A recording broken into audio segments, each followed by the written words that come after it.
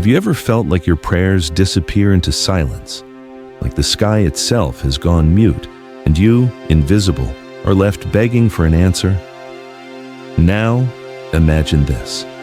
A lifeless body buried in a mountain tomb begins to glow.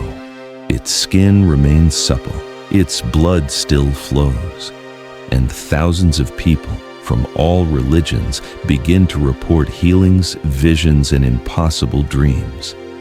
This isn't fiction. This is the true story of a man who left everything behind, and in the heart of the Lebanese mountains became a mirror of the divine. He was born Youssef Antoun Makhlouf, but the world would come to know him as Saint Charbel, the man who glowed in death. But what happened inside that tomb will only be revealed at the end of this story. So stay with me, because by the time we reach that moment, you may find the silence you carry has been a sacred invitation all along.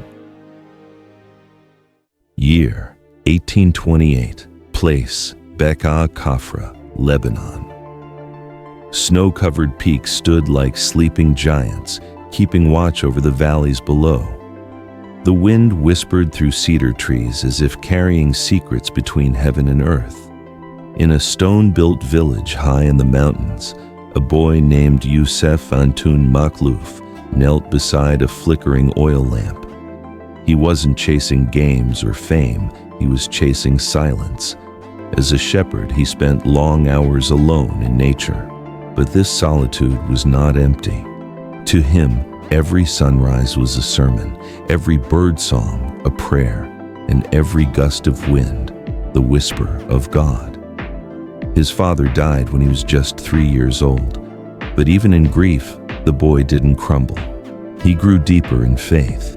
Every evening, he slipped away to a cave where he would kneel for hours in prayer.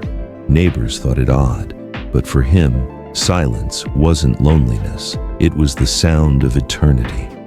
At the age of 23, after years of inner calling, Youssef did something radical. He left everything behind, his mother, his family, his comfort, and walked away without a goodbye. He feared a final embrace would weaken his resolve. He entered the monastery of Our Lady of Mayfouk, joining the Lebanese Maronite order. There, he took the name Charbel, honoring a 2nd century martyr. It symbolized his death to the world and his rebirth in the spirit. He vowed poverty, chastity, and obedience. But more than rules, he embraced a total stripping of self. He slept on the floor. He fasted even when sick. He never asked for anything, not even recognition. The world forgot him, but heaven was watching closely. Years passed, and Charbel's flame grew ever quieter and ever brighter. He served as a humble priest at the monastery of Saint Maron in Anaya. He performed Mass with a trembling reverence that made others weep. But the world remained outside while he chose an interior exile. Eventually, he requested to live as a hermit in a tiny cell just meters from the monastery. Permission was granted. There, for 23 years, he lived in a room barely larger than a grave. He prayed, he worked, he slept a few hours on bare wood.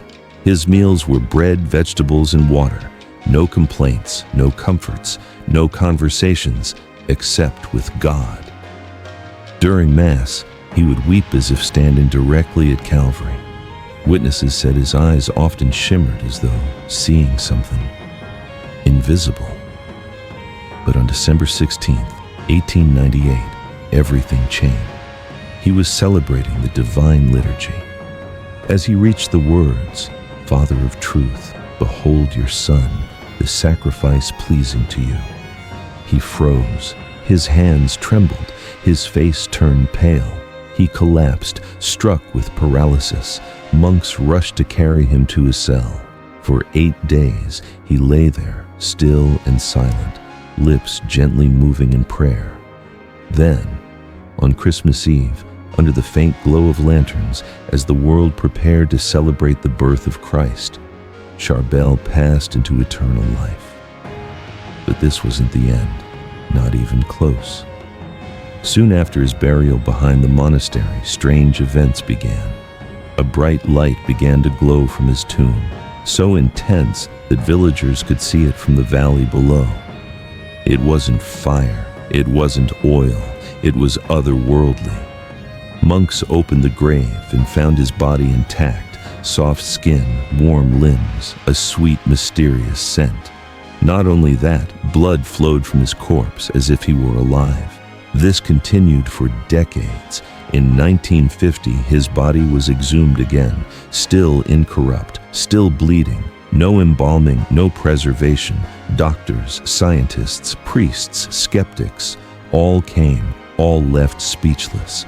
But the greatest miracles were yet to come.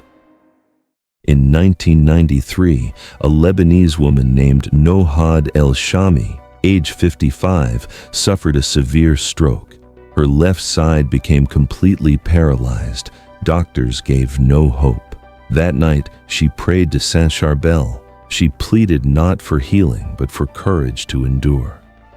Then, a dream. Two monks appeared. One stood silent, the other approached and said, "I am Father Charbel. I have come to perform surgery on you." He touched her neck. She felt pain, then peace.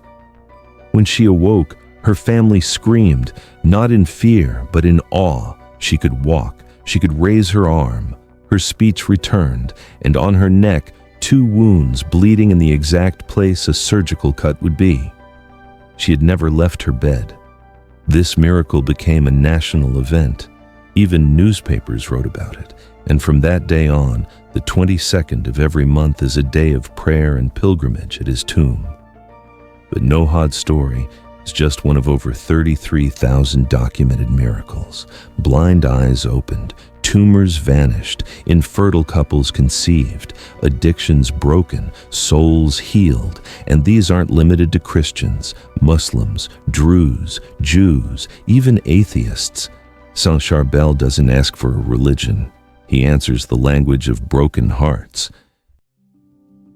You might be watching this in a crowded city, or alone in your room with pain you don't know how to name. Maybe you're battling anxiety, depression, and addiction, a silent scream no one hears. Maybe your soul is paralyzed, and you don't even know when it happened. But here's the truth. Saint Charbel's life whispers something to yours. That silence isn't abandonment, it's a door.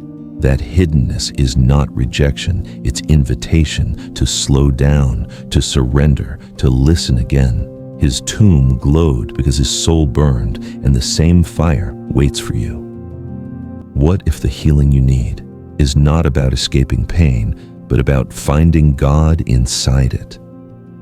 As it is written in Romans 8:18, I consider that our present sufferings are not worth comparing with the glory that will be revealed in us. Saint Charbel suffered in silence. He chose obscurity. He embraced pain without fear. And in doing so, he became a lighthouse to generations. You don't have to shine loudly. You just have to burn faithfully. But why? Why does a man who lived in silence, who was buried over a century ago, still awaken something deep inside people today? Why do tens of thousands still travel for hours every month to touch his tomb, to light a candle, to whisper his name in tears? It's because Saint Charbel is not a memory.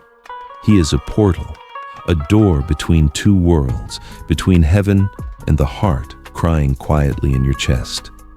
There is a mystery behind Charbel's silence. He never wrote books.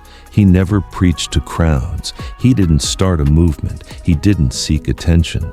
But there is something about a life completely surrendered, so emptied of ego, that it becomes a vessel for divine power. Charbel did not speak loudly, but heaven speaks loudly through him, and that is why his body, even in death, became a mirror of God's mercy. When Charbel died, His body was buried like any other. But something unusual began to happen. His tomb remained warm. Monks noticed moisture rising through the stone. They opened it and were shaken to their core. His body, unembalmed, unpreserved, was still flexible, still warm, and a clear, reddish liquid flowed from his pores. They changed his garments. The liquid returned. They cleaned the tomb walls. The liquid reappeared. It wasn't decay. It wasn't explainable. It was a divine sign, a sign that though he had died, he was not finished. One of the most astonishing things about Charbel is this: his miracles are not confined to Christians. Many of those healed were not even baptized. Some were Muslims, others Druze, some unbelievers. But they all came to his tomb with the same thing: a soul split open by suffering. And that's what heaven listens to, not doctrine, but desperation wrapped in humility. Charbel receives them all. No one is turned away. He has become a saint without walls, a refuge for those who feel unworthy, forgotten, or unloved. So now, let's return to you. Yes, you, the one who made it to this part of the video. You might not have lit a candle in Anaya. You might not have walked miles on your knees. You might not even believe in saints. But maybe you're carrying something too heavy to say aloud: a trauma, a guilt, a hopeless diagnosis, a fading faith. Charbel is not far. He's not waiting for eloquent prayers. He's waiting for honesty. Even if all you can say is, "Help me," even if all you can offer is silence. He understands silence. He lived in it. He died in it. And now, through it, he answers. Remember what we said at the beginning, that something happened inside the tomb, that glow, that blood, that incorrupt skin. You know, now it wasn't a symbol. It was a declaration.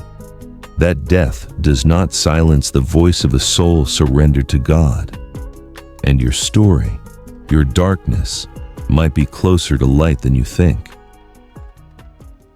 If this story touched something deep in you, write Amen in the comments.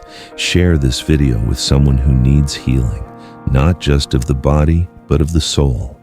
And don't forget to subscribe to the Heaven's Breath channel, where we share sacred stories that awaken faith in a world starving for light. We are a family. You are not alone. Let us walk together through the silence until it glows.